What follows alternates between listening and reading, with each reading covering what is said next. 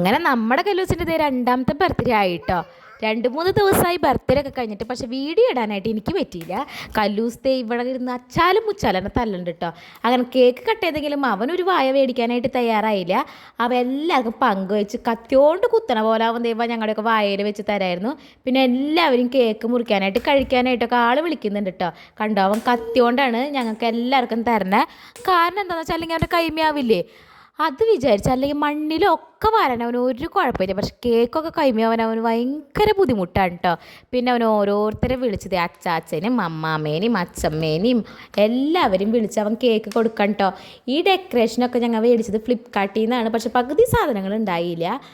അതുകൊണ്ട് ഞങ്ങൾ വേറെ കടയിലൊക്കെ പോയി വാങ്ങിച്ചു. അപ്പോൾ പെട്ടെന്ന് മേടിക്കണവരൊക്കെ ശ്രദ്ധിച്ചോളൂ കേട്ടോ. അവന് കേക്ക് കഴിക്കാൻ ഇഷ്ടമല്ലെങ്കിൽ അവൻ ബാക്കി എല്ലാവർക്കും വിളിച്ച് കൊടുക്കുന്നുണ്ട് കേട്ടോ. ഓരോരുത്തരുടെ പേര് വിളിച്ച് വിളിച്ച് അവൻ കൊടുക്കുന്നുണ്ട്. അങ്ങനെ ദേ കല്ലൂസിന് 2 വയസ്സ് കഴിഞ്ഞ് ഇന്നലെ പ്രസവിച്ച പോലെ ഉണ്ട് എനിക്ക് തോന്നണേ.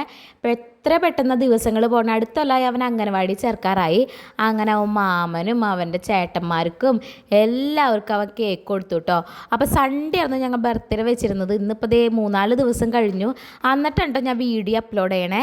അപ്പോൾ അത്രയുള്ളൊരു കുട്ടി വീഡിയോന് ഇഷ്ടപ്പെട്ടാൽ ലൈക്ക് ചെയ്യുക, ഷെയർ ചെയ്യുക, സബ്സ്ക്രൈബ് ചെയ്യുക. ബായ്.